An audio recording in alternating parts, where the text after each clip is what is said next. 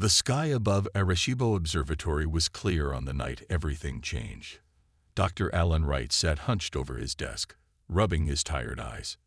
For 3 weeks now, the same signal had appeared in the data, and for 3 weeks he had told himself it was just an equipment error. But tonight was different. Tonight, the pattern repeated with such perfect precision that even his skeptical mind couldn't deny it anymore. "Hey, can you look at this?" Alan called to his colleague across the room. Dr. Peter Hayes walked over, coffee cup in hand. "What have you got?" "Something not natural," Alan said, pointing at the screen. "The signal repeats exactly every 47 seconds. Nature doesn't work that way." Peter leaned closer, his coffee forgotten. "Have you run it through the new algorithm?" "3 times. It's artificial, Pete. Someone out there is sending this." Within hours, the observatory was buzzing with activity. By morning, NASA headquarters had been notified, and by afternoon, the president had been briefed. Lisa Morgan stood at the front of the White House Situation Room, her presentation slides showing the signal analysis. As the newly appointed head of the Extraterrestrial Communications Division, a department created just 2 years ago that many had considered a waste of taxpayer money, she now had everyone's complete attention. "The signal contains mathematical sequences that can only be intentional," Lisa explained. "And yesterday, it changed.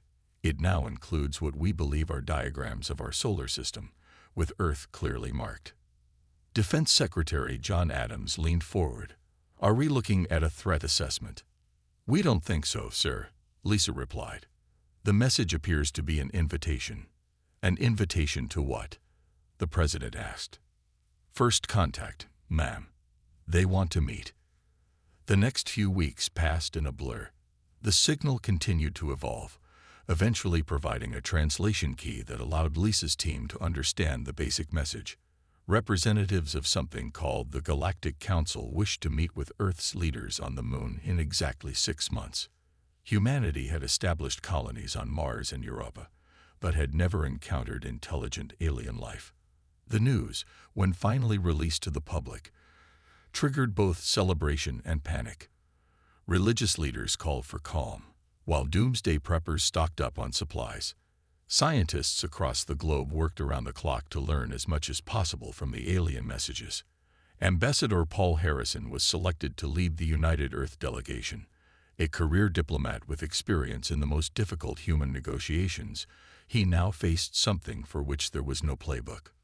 "We need to present a united front," he told the assembled representatives from Earth's nations at the Geneva meeting.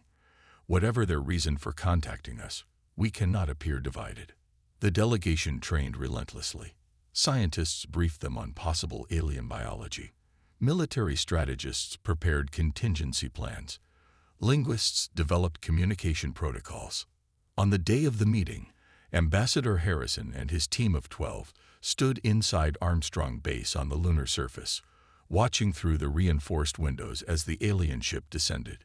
It moved with impossible grace, making no sound even as it settled on the regolith outside. "Remember," Harrison said to his team, "we represent not just our countries but our entire species. History begins anew today." The airlock cycle began, indicating the alien visitors had docked with the base. Harrison straightened his jacket and took a deep breath. The inner door slid open. 3 figures entered, none remotely human. The first walked on 6 legs, its body covered in iridescent plates that shifted color with each movement. The second floated rather than walked, a translucent body pulsing with internal lights. The third moved forward on 2 powerful legs, its scaled skin catching the artificial light. "Welcome to Earth's moon," Harrison said, stepping forward. "I am Ambassador Paul Harrison, representing the people of Earth." The 6-legged being moved its upper body in what might have been a bow. "I am Zoran of the Trill, Elder of the Galactic Council," it said, its voice coming through the translation devices with surprising clarity. "We have been watching your world for some time, Ambassador. We come with important news." Its compound eyes fixed on Harrison.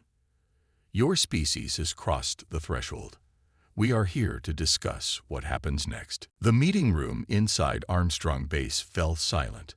Ambassador Harrison looked at the three alien beings, trying to keep his face neutral despite his shock at their appearance. "What is this threshold you mention?" Harrison asked. Zoran's 6 legs shifted position. "The threshold is how we determine if a species is ready to join galactic society. Your people have triggered several warning markers." The floating, translucent alien moved forward. Its body pulsed with blue light as it spoke. "I am Milara of the Cephians," it said in a musical voice. "We monitor technological development across this sector. Your species has advanced too quickly. In just 1 century, you went from basic flight to interplanetary colonies." The reptilian alien stepped forward next. Its scales were deep green with gold patterns that seemed to shift as it moved. "Krell of the Vortigaunt," it said, voice low and rumbling. "I study military history. Humans fight humans constantly. Your world has known only brief periods without war." Harrison took a deep breath. "All developing species have conflicts. We've made great progress toward peace." Zoran raised 2 of its limbs. "Progress, yes, but not enough. The threshold exists to protect the galaxy from unstable species. Your rapid development, resource consumption, and history of conflict are concerning." The human delegation exchanged worried glances. Dr. Susan Bell, Earth's top xenobiologist, stepped forward. With respect, she said, "Different species develop at different rates. Our biology and planet shaped our path." "That is precisely our concern," said Nilara, its body now pulsing orange. "You have developed along a unique evolutionary path. Your brains adapt too quickly. Your technology grows without proper ethical frameworks." Krell nodded. "We have seen this pattern before. It leads to disaster without guidance." Harrison felt a chill. "What exactly are you proposing?" "Earth will be placed under quarantine," Zoran said. "No further expansion beyond your solar system until you demonstrate compliance with Council standards." Quarantine. General Richard Wilson, the military advisor, stepped forward. "Who gives you the right to restrict us to our own system?" "The Council represents 27 spacefaring civilizations," Krell said. "We maintain peace across 3 galactic arms. This is not negotiable." Harrison raised his hand to quiet the general. "What standards must we meet to end this quarantine?"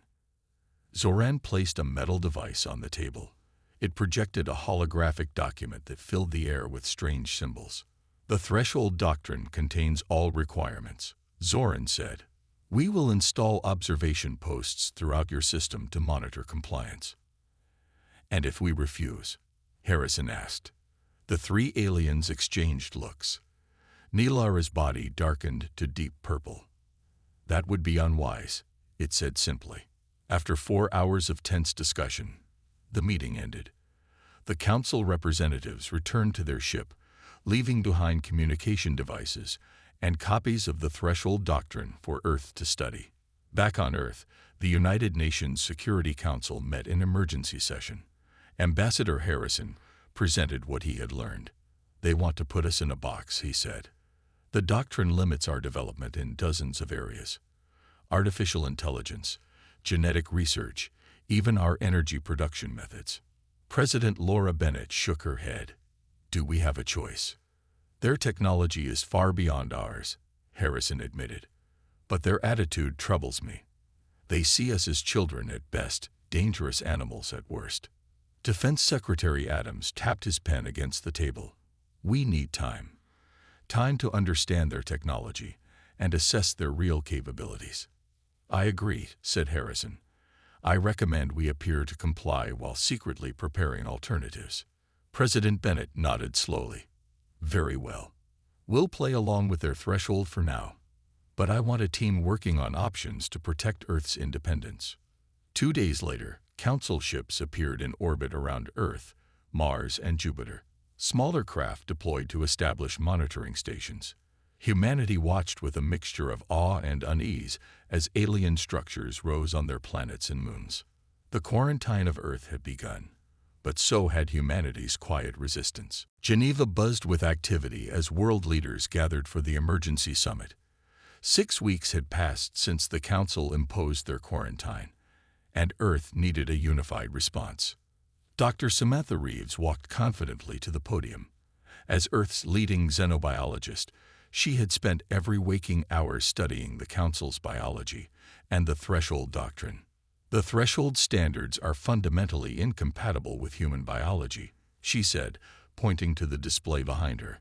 They expect us to limit our resource consumption to levels that might work for Cephians, who need little food, but would starve humans.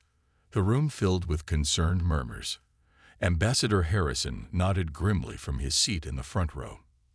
Furthermore, Samantha continued, their restrictions on artificial intelligence would set us back decades. Our entire power grid relies on systems they consider unstable. Major William Carter of the United Space Force stood next. His uniform was crisp, his expression serious. We should appear to comply while secretly strengthening our position, he said. The Council has placed observation posts on Mars, Europa, and throughout the asteroid belt, but their technology has weaknesses we can exploit. President Bennett called for a vote. After hours of debate, Earth's nations agreed to a two-part strategy: public cooperation with Council demands, while secretly developing protective measures. The secret initiative received the name Project Watershed, a reminder that once crossed, there was no going back. Catherine Doyle did not consider herself special, just an engineer who loved solving problems. But when the government recruited her to study alien technology, she discovered she had a gift for understanding the Council's machines. Their tech doesn't operate the way ours does, she explained to Dr. Greg Phillips in their underground lab beneath Wyoming's plains. They use quantum principles we've only begun to understand. Greg adjusted his glasses and peered at the disassembled Council device. Can we replicate it? Better, Catherine said with a small smile. I think we can improve it. While Earth publicly dismantled research projects that violated the threshold, hundreds of scientists secretly continued their work in hidden facilities. The Council representatives seemed satisfied with Earth's compliance, even as Project Watershed grew. Krell, now permanently stationed on Earth as the Council's observer, attended a demonstration of Earth's new approved power system. Power output had been deliberately reduced to meet Council standards. Your cooperation is commendable, Krell said to Energy Secretary Kyle Morgan. Many species resist at first. We recognize the Council's wisdom, Kyle replied, the practiced lie coming easily now. May I ask how other species have fared under Council guidance? Krell's scaled head tilted slightly. Most adapt well. Some required more. Direct intervention. The threshold exists to help developing species avoid common mistakes. What mistakes did those other species make? Kyle asked casually. The same one you almost did, Krell said. They placed their own interests above galactic stability. On Mars, the situation grew tense. The colonies, used to independence, chafed under Council restrictions. Governor Eric Tanner faced daily protests. We didn't come all this way to be controlled by aliens, shouted a worker outside the main dome. The Council ships can destroy this colony in seconds, Tanner reminded them. We need patience. But patience was running thin throughout the solar system. In her lab, Catherine Doyle made a breakthrough. Working with a piece of salvaged Council technology, she discovered how their communication network functioned. They use quantum entanglement, she told the Project Watershed directors. But their system has a flaw. They can't detect certain quantum states that we can manipulate. What does that mean in practical terms? Asked Admiral Frank Donovan, the project's military head. Catherine smiled. It means we can create a communication network they can't detect or intercept, and possibly much more. For the first time since the Council arrived, humanity had found an advantage. While Earth played the part of the obedient species, Project Watershed gained momentum. The resistance had begun. Lieutenant Olivia Martinez pulled herself through the narrow maintenance tunnel of the Ganymede outpost. Her heart pounded in her chest, but her hands remained steady. After 2 years of living under Council rule, humanity had learned much about their alien overseers. Now it was time to learn more. The Council observation post on Ganymede was smaller than others, with only 3 alien staff. Tonight, all 3 were attending a meeting with the human administrator, leaving their systems briefly unguarded. Olivia reached the central computer room and plugged in the device Catherine Doyle had created. It looked like a standard data tablet, but it could break through Council security in ways they would never expect. "I'm in," she whispered into her comm unit. Back on Earth, a team of scientists waited anxiously for the data. The alien symbols flowed across her screen, automatically translating into English. Olivia's eyes widened as she read the classified Council records. "You need to see this," she said, her voice tight. "The threshold isn't what they told us." According to the files, the Council had used the threshold doctrine for thousands of years, not to protect the galaxy, but to suppress emerging species that developed along evolutionary paths different from their own. Species like humans. Olivia downloaded file after file, revealing cases of cultural adjustment, a euphemism for forcing developing civilizations to abandon their unique traits and conform to Council standards. One file mentioned Earth specifically. Human adaptive capacity exceeds safe parameters. Neurological flexibility allows for technological innovation at rates 17 times the Council average. Recommend enhanced monitoring with option for directed development. A noise in the corridor made Olivia freeze. Footsteps approached. Someone had returned early. She quickly disconnected her device and slipped into a maintenance closet. Through a crack in the door, she saw Krell enter, speaking into a communication device. The humans appear compliant, but recent scans show unusual energy signatures near their polar regions, the reptilian alien said. "I recommend increasing surveillance." Olivia waited, barely breathing, until Krell left. Then she made her way back through the maintenance tunnels to her shuttle. The trip back to Earth was tense. Council ships scanned her shuttle twice, but found nothing suspicious. The data device was hidden inside a modified life support unit that masked its presence. When Olivia finally landed at the secret facility in Antarctica, Admiral Donovan himself came to meet her. "Did you get it?" he asked without greeting. Olivia handed him the device. "Yes, sir. And it's worse than we thought." Within hours, Earth's top leaders gathered to review what Olivia had discovered. The room was silent as they read through the files. "They've done this before," President Bennett said finally. "Dozens of times. They find a species developing too quickly, quarantine them, and then slowly reshape them." Ambassador Harrison shook his head. "Look at this species, the Ardanians. They were apparently quite similar to us. The Council guided their development for 300 years until they became compliant worker drones. We can't let that happen to us," General Wilson said. Then disaster struck. Alarms blared throughout the facility. "Council ships are moving into position around Earth," an aide reported. "All communications with Mars have been cut off." On screens around the room, they watched as Council ships formed a blockade between Earth and Mars. A message came through from Zoran.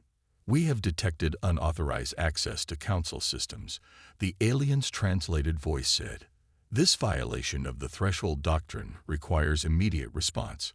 Earth must accept full Council guidance or face complete isolation from the galactic community." The message ended with a deadline: 48 hours to surrender control of all space-based assets and accept permanent Council advisors in all major governments. Ambassador Harrison looked grim. "They know what we did, and they're moving to shut us down before we can act on what we've learned." Admiral Donovan stood up. "Then we need to act now. It's time to activate Project Watershed." The fate of human independence hung in the balance. The next 48 hours would determine whether humanity would keep its unique identity or become just another docile member of the Galactic Council. Admiral Frank Donovan stood in the control center of water space, buried deep beneath the Rocky Mountains. Around him, screens showed Council ships taking position above every major city on Earth. "Status report," he commanded. "All systems ready, sir," replied Lieutenant Commander Joe Miller. "Quantum shield network is at full capacity. Communication relays are online and undetected." Donovan nodded. "Begin Phase 1. For 2 years, Project Watershed had developed in secret. Now it would face its first real test. On screens around the room, tiny dots of light appeared, representing quantum entanglement devices placed secretly throughout the solar system. "Activate the shield grid," Donovan ordered. Catherine Doyle pressed a series of commands into her console.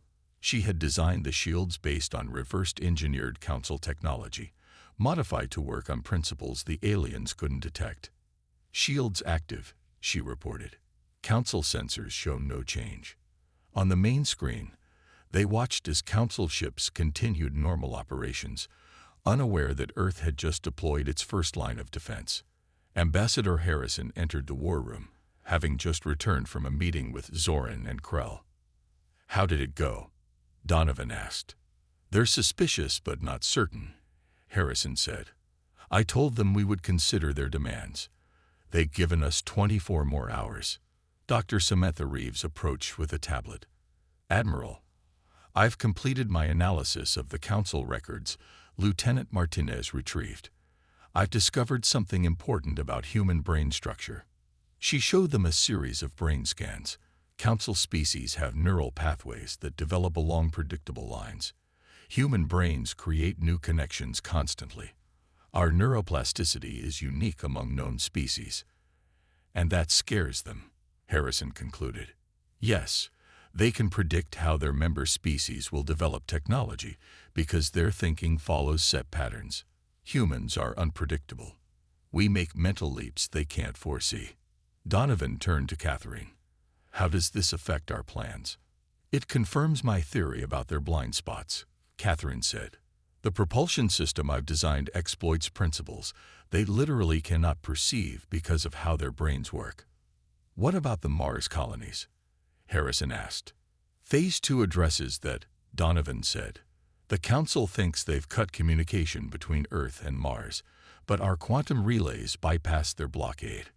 In orbit above Earth, Krell met with Nilara aboard the Council command ship. "The humans are hiding something," Krell said. "Their energy signatures don't match their reported activities." Nilara's body pulsed with concern. "The Council has appointed you Earth's overseer. You have authority to deny any technological development." "I'm implementing full restrictions immediately," Krell decided. "Nothing beyond basic needs will be approved.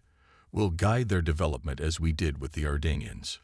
Back on Earth, Project Watershed received the new restrictions. "They're tightening the noose," Harrison said, reading the list. "No new energy projects, no space launches, even civilian research is restricted." "Time for Phase 2, Donovan said. He turned to Catherine. "Are the ships ready?" Catherine nodded. "The first 5 vessels are complete. They're small but equipped with the Doyle drive and quantum shields." "Launch tonight," Donovan ordered. "Let's test our invisibility against real Council ships." That night, 5 small ships lifted silently from hidden bases around Earth. Their new drives made no heat or radiation that Council sensors could detect. They slipped past the blockade ships like ghosts. Captain Steve Rogers commanded the lead ship, the UES Ghost. "We're clear of Earth orbit," he reported. "No sign they've detected us." "Proceed to Mars," Donovan's voice came through the quantum communicator. "Establish contact with Governor Tanner and deliver the package." As Ghost and its sister ships accelerated toward Mars, Donovan turned to his team. "They think they have us trapped and helpless," he said, "but humanity has never responded well to cages." Dr. Reeves smiled. "The Council crossed their threshold when they came here. Now we'll show them why that was a mistake." Above their heads, Council ships maintained their blockade, unaware that humans were already slipping through their fingers. Project Watershed had moved from defense to offense, and the Galactic Council was about to learn a hard lesson about human adaptability. Governor Eric Tanner stared at the Council ships hovering above Olympus City, the largest settlement on Mars. For 3 days, the aliens had blocked all official communication with Earth. Food supplies were running low, and people were getting scared. "Governor, someone's here to see you," his assistant said, opening the door to his office. A woman Tanner didn't recognize walked in. She wore a plain jumpsuit with no markings. "Who are you?" Tanner asked. "How did you get past security?" "Captain Linda Reese, UES Ghost," she said quietly. "We slipped through the council blockade last night." Tanner's eyes widened. "That's impossible. Their ships detect everything." Linda smiled. "Not everything, Governor. Project Watershed sends their regards." She handed him a small device. "This contains quantum communication tech and shield generators that the Council can't detect. Earth hasn't abandoned Mars." "What's the plan?" Tanner asked. "First, we get these shields around your critical infrastructure. Then, when you're protected, you make your stand." 2 days later, Governor Tanner addressed the Council representatives, who had established an oversight office in Olympus City. "Mars rejects Council authority," he announced. "We demand the blockade be lifted immediately." The Vortigaunt official hissed in surprise. "You have no choice in this matter. Accept our guidance or face consequences." "We choose freedom," Tanner replied. Within hours, Council ships moved into attack position above the main colony dome. The Vortigaunt sent a final warning: "Surrender or be destroyed." Tanner gave the signal. Hidden shield generators activated around the colony. When the Council ships fired, their energy weapons splashed harmlessly against invisible barriers. At the same moment, 5 small Earth ships decloaked and attacked the surprised Council vessels. The Battle of Olympus Mons had begun. On Earth, Admiral Donovan watched the data coming through the quantum network. "Mars defenses are holding," Lieutenant Miller reported. "Ghost and the other ships are drawing Council fire away from the colony." Ambassador Harrison entered the command center looking grim. "The Council has called an emergency meeting. They're voting on something called the Containment Protocol." Dr. Reeves pulled up the information from the files Martinez had stolen. "The Containment Protocol is their last resort for species that resist Council control. They'll sacrifice millions to maintain their authority." "We need to know what they're planning," Donovan said. "Harrison, can you get into that meeting?" "I'll try, but they're already suspicious of me." Hours later, Harrison stood before the Council Assembly on their flagship in Earth orbit. Representatives from all 27 Council species filled the chamber. Zoran addressed the gathering. "The humans have proven themselves unstable and dangerous. Their resistance on Mars demonstrates why the threshold exists. I propose immediate implementation of Containment Protocol." Harrison listened in growing horror as the Council discussed options that included orbital bombardment of major cities to force compliance.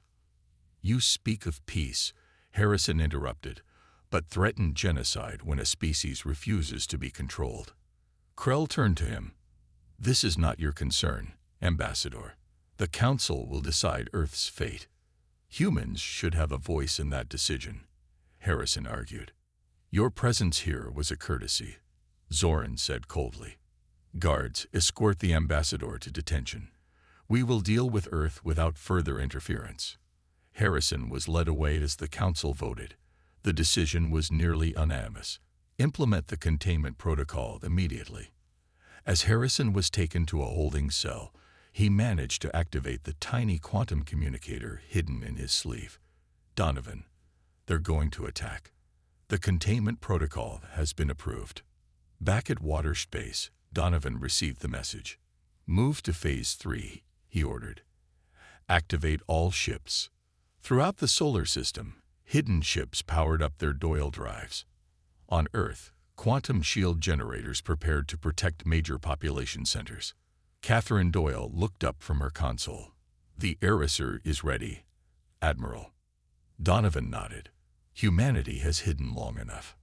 It's time to show the Council exactly what they're dealing with." As Council ships prepared their weapons, humanity prepared to fight for its very existence. The conflict that would decide the fate of Earth was about to begin. Admiral Donovan stood on the bridge of the UES Defiant, the largest ship built under Project Watershed. Around him, crew members prepared for humanity's most important battle. "All ships report ready, Admiral," said Commander Diane Lewis. "Then let's break the Council's hold on our system," Donovan replied. "Deploy the fleet." Across the solar system, hidden shipyards revealed their secrets. From Earth's oceans, from hollowed-out asteroids, and from the dark side of the moon, ships rose. Each one carried the Doyle drive and quantum shields that made them invisible to Council sensors. In orbit around Earth, Council ships prepared to implement the containment protocol. Weapon systems targeted major cities, ready to force humanity's surrender. Suddenly, alarms blared on every Council vessel as human ships appeared seemingly from nowhere. On the Council flagship, Zorin received urgent reports. "Impossible," the alien leader said. "Where did these ships come from?" Krell studied the sensor readings. "They're using technology we can't track. They appear and disappear at will." Captain Natalie Rivers commanded the UES Horizon, leading the strike team assigned to rescue Ambassador Harrison from the Council flagship. "We'll have one chance at this," she told her crew. "The moment we decloak, their internal security will respond." The Horizon appeared directly alongside the massive Council vessel. Before the aliens could react, Rivers' team cut through the hull and stormed inside. Council guards fell back in confusion as humans advanced through the ship. Rivers found Harrison in a detention cell. "Captain Rivers," Harrison said with a smile. "I had a feeling someone would come for me." "Admiral's orders, sir," she replied. "We need you alive for what comes next." As they fought their way back to the Horizon, Harrison asked, "What's happening out there?" "We're taking back our solar system," Rivers said. "And we're about to show the Council something they've never seen before." Back on Earth, Dr. Greg Phillips monitored the Eraser device, a creation that combined human innovation with reversed-engineered Council technology. "Energy levels at maximum," he reported to Catherine Doyle. "Ready when you are." Catherine took a deep breath. They had tested the device on a small scale, but never like this. "Activate the Eraser," she said. Phillips pressed his hand against the scanner, and the device hummed to life. Throughout the solar system, Council ships suddenly lost contact with each other. Their quantum communication network, the system that had bound their empire together for 50,000 years, went silent. For the first time in their history, the Council species could not coordinate their actions across space. "What have they done?" Nelara asked, her body flashing with distress signals. "They'd broken our network," Krell replied. "Each of our worlds is now alone." In the Proxima Centauri system, Admiral Donovan led the assault on the Council headquarters. His fleet jumped into the system using the Doyle drives, appearing inside the defensive perimeter. "This is Admiral Frank Donovan of Earth." He broadcast on all frequencies. "Your communication network is disabled. Your blockade of Earth has been broken. We demand recognition as a sovereign spacefaring civilization." Council defenders scrambled to respond, but without their network, they could not coordinate. Human ships seemed to appear and disappear at will, striking and then vanishing before the aliens could target them. On one Council world after another, human ships appeared, demonstrating their new technology. They targeted only military installations, carefully avoiding civilian areas. "We could destroy you," Donovan's message continued. "But unlike you, we don't sacrifice innocent lives to maintain control. End this conflict now." Captain Rivers and Ambassador Harrison reached the Council Assembly Chamber on the flagship. The gathered representatives fell silent as the humans entered. "You've violated our most basic systems," Zorin said angrily. "This proves humans are too dangerous for the galactic community." "No," Harrison replied. "It proves your threshold is flawed. You fear what you don't understand, and you try to control what you fear." He activated a holographic display showing the Council worlds now surrounded by human ships. "The threshold ends today," Harrison said. "It's time for a new relationship, one based on equality, not control." Throughout the galaxy, the balance of power had shifted. The Council's greatest weapon, their unity, had been broken by human ingenuity. The final phase of humanity's response to the threshold had begun. 1 month after what humans called the Eraser event, representatives from Earth and the Galactic Council gathered at Armstrong Base on the Moon, the same place where they had first met. Ambassador Harrison led the human delegation. Across the table sat Zoran, Nilara, and Krell, their postures less commanding than before. "We are prepared to discuss new terms," Zoran said, its voice lacking its former certainty. "The threshold doctrine is non-negotiable," Harrison replied. "It ends now." Krell shifted uncomfortably. "The Council has maintained peace for 50,000 years. Without the threshold, chaos could spread." Dr. Samantha Reeves stepped forward with data displays. "Your peace came at the cost of countless species' natural development. We've studied the records Lieutenant Martinez recovered. The displays showed dozens of civilizations that had been guided by the Council, their unique traits systematically removed until they fit the Council's definition of acceptable. The threshold was created after a terrible war," Zoran admitted. "An aggressive species nearly destroyed galactic civilization. We created the doctrine to prevent such threats. But it became a tool of control," Harrison said. "You feared difference instead of embracing it." Nilara's body pulsed with colors that indicated distress. "What do humans propose instead?" Catherine Doyle, now recognized as Earth's leading expert on Council technology, presented an alternative. Direct relations between all species, without the Council as intermediary. Free cultural and technological exchange. No more suppression of unique development paths. The negotiations continued for days. 3 Council species, the Cephians led by Nilara, the Arcosians, and the Voltar, broke away from the main council, supporting the human position. They had long questioned the threshold privately, but never had the power to challenge it. Finally, a new agreement emerged. The threshold doctrine was officially abolished. Earth received recognition as a sovereign spacefaring civilization. Human ambassadors would be sent to all 27 Council worlds to establish direct relations. Admiral Donovan, watching from the Defiant in lunar orbit, received the news with satisfaction. "Signal the fleet to stand down from combat stations," he ordered. "But maintain the eraser's effect on their network for now." "Is it really over, Admiral?" Commander Lewis asked. "The fighting is over," Donovan replied. "The real work is just beginning." On Mars, the people of Olympus City celebrated their freedom. Governor Tanner raised a flag representing the united human worlds, Earth, Mars, and the moons of Jupiter. Captain Rivers and the crew of the Horizon had a different mission. As they explored beyond the former Council boundaries, they discovered other species that had been isolated or suppressed. "The Council told us we were alone," said the leader of the Kaladi, a species that had been quarantined for 300 years. "They said no one else had developed as we did." "They told us the same thing," Rivers replied. "They were wrong about both of us." One by one, humanity made contact with these forgotten species, sharing the truth and offering alliance without control. 6 months after the Eraser event, a new galactic forum gathered on Earth. Representatives from 35 species, the former Council members, and the newly liberated civilizations met to establish new principles for galactic relations. Harrison, now Earth's senior ambassador, opened the historic meeting. "We gather today as equals, different in form and thought, but alike in our right to determine our own path."